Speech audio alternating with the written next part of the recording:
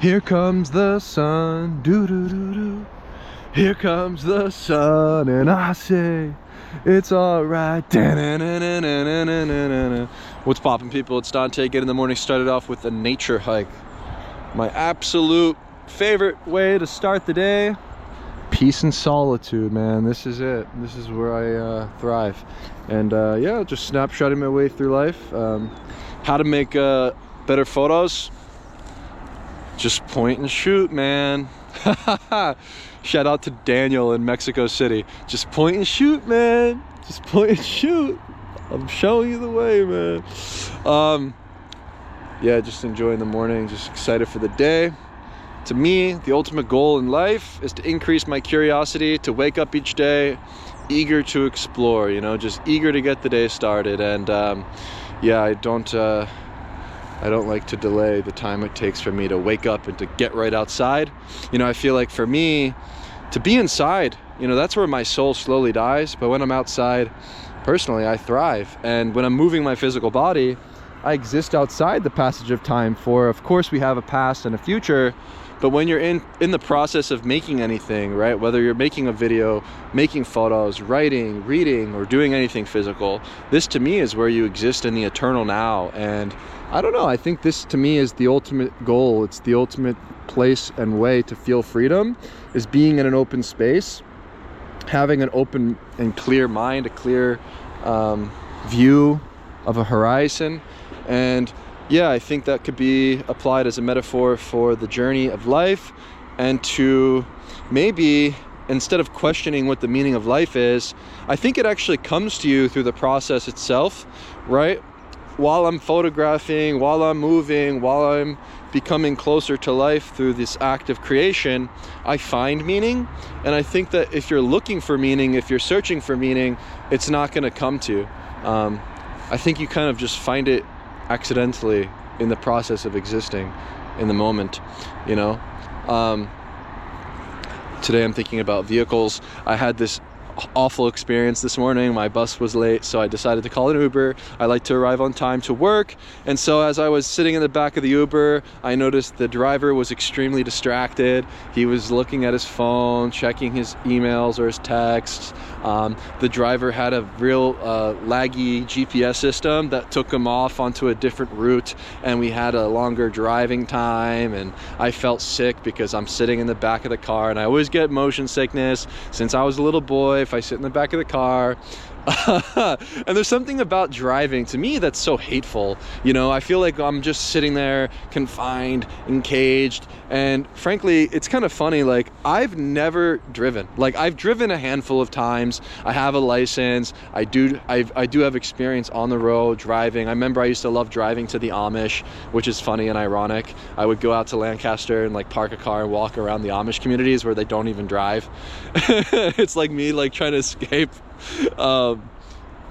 Anyways, it's besides the point, but there is a point. It's like, I don't know, I think that these systems, right, that are in place, you know, purchasing a car, getting lent money to buy a car, funding a car, paying for the car insurance, paying for gas, paying for all these things, actually enslave you. And I think that the less things that you depend upon, the more free you are. Like, for instance, if I take the bus each day, that's great. If it doesn't come, I have no problem calling an Uber because it's once in a blue moon, right? And I think the point is to the less that you own, the less that you have and possess, the more free you can become.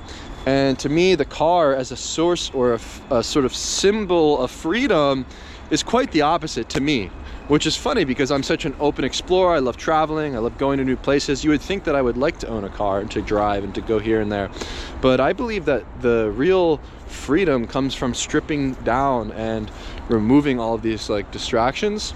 You know, the driver was so distracted. The driver was not driving, you know, on the route firstly, right? Like the GPS and the human connection is like so lagged behind that firstly the route is going to change, and then secondly on the phone, texting, thirdly when I'm waiting for the bus and I see people in their cars, a lot of the time they're actually just like eating food on the phone. They get really enraged, honk their horns, and I just think it's a problem, and I'm looking forward to this problem of transportation being solved in the future, you know, where we can have automated self-driving cybercabs, which is going to be awesome. And we're never going to really have to drive. We can just let the robots do it for us.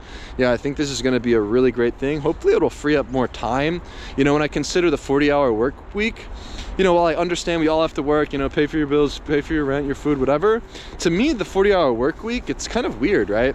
When I think about the natives who dwelled in this land in Philadelphia before us, they don't believe that anyone owned the land, right? They believed that God was supreme, that God owned the land, and everyone shared the land communally. And then some guys with top hats came, decided to pave the roads, you know, gave them some coins or some paper in exchange for the land. And then we have railroads and transportation and all these beautiful things that I love. You know, we have all these technological advancements, you know, big ups to the Industrial Revolution. Like, this is a great thing. However, I can't help but to see the complications that arise because of it after all of these years, where now, instead of simply living our lives, you know, living our everyday lives with family, with passion, you know, to sort of like build community, we're all sort of just living in a way that's merely to survive. And I just can't help but to see that, where a 40-hour work week is strange.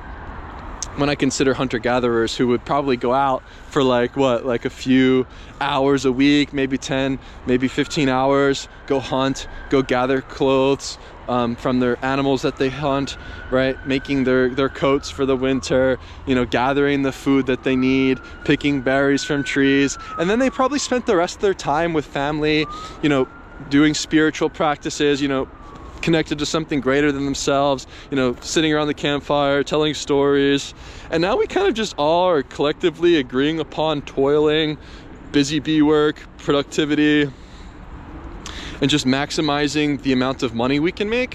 When I consider that, it seems like a way to live and squander life, you know, just working to make money. Like, for instance, I'd rather work out in a park making way less money, but actually be free of my mind and my body and my time and how I want to spend it, you know, because ultimately, if I were to get offered a job that would pay me like $1 million or like $100,000 a year, right, to just sit in an office, I just couldn't do it. I don't know, there's something in me that like really doesn't need much from this world, and I can't help but to try my best to design a life in a way where I maximize experience over materials. You know, at the end of our lives, right? Like, are we gonna look back and think about, look at this big mansion I have and this yacht, and I have such an awesome car, you know, and I bought all these cool things, and then you die? No, I think we're gonna look back at our lives and think about all the experiences we had and all the memories and things that we've created and left behind. And to me, that means so much more than, you know, just numbers and zeros and dollars and material things, right? And so, yeah, I think that if we think more critically about how we want to live our everyday lives, maybe we can find ways in which we can work and play and live and not necessarily be stressed about simply making money and surviving. You know, for me, I'm looking to become free. I'm looking to disconnect from a lot of the systems that keep you enslaved. And maybe there are some ways in which we can live and design a life of simplicity that maximizes creativity and overall well-being and happiness. You know, maybe this is the path forward for me, just sharing along my journey. Yeah, I'd much rather work a seasonal position somewhere, just in a garden, kind of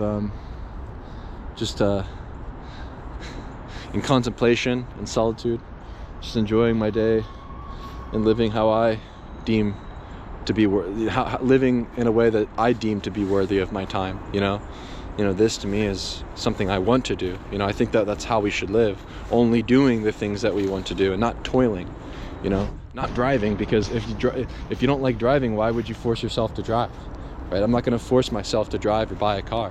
I'm not going to force myself to toil just to make money. That's not how I want to live my life. I'm living my life for the everyday experience to be fulfilling. And I found that this life of working in a garden and in simplicity is something I've found through traveling. And so yeah, by traveling around, working as a volunteer on farms in Israel, on a kibbutz, you know, milking cows, tending land, landscaping, gardening, or even being a Peace Corps volunteer in aquaculture. You know, I've learned about self-sufficiency, drawing water from a well, washing my clothes by hand, slaughtering chickens and goats, preparing food over a fire. Like, I understand what freedom feels like, you know, I've tasted it. And I think there's so many different ways and paths that we can take in life that aren't necessarily conventional in society, and, you know, or deemed, you know, successful in the eyes of other people in modern society, right? I think that there are ways in life where, you know, we can kind of carve our own path that makes life more meaningful, more fruitful. It makes you happier. And I think that isn't such a bad thing. Like, maximizing joy is probably a good idea, and sort of minimizing pain. Because when I think about pain, I feel painful in a car, right? I feel painful when I'm out of alignment. You know, just the other day, actually, I was hanging from a pull-up bar thinking, oh, let me test my grip strength. The next morning I woke up and I have this strained finger. My lower back is in pain right now, sort of out of alignment. And I can't help but to notice that when your body is out of balance, you become so much more irritable. You know, the nervous system connected to the spinal cord is so obvious, where it's not just a physical feeling, but it also affects your mental clarity. And so anything that's out of alignment with our nature, you know, maybe we should avoid. Like, for instance, I'm not gonna hang from a pull-up bar like that anymore, because I learned through the pain, and that pain is like the greatest teacher. You know, where for me, I thought about monkeys, and like how monkeys swing and hang from trees, and how we've evolved. Now we're humans, right? Like, you know, we're bipedal, we stand upright, tall spine, like we're not hanging from trees anymore. So maybe that really was just like an unnatural movement that caused me pain that I learned from. So yeah, maybe maximizing joy, maximizing pleasure, and minimizing pain isn't such a bad thing, but treating pain as a way to teach you and to sort of align yourself with what makes you happy, what makes you feel good, and then following that path. And yeah, maybe that's the path to freedom.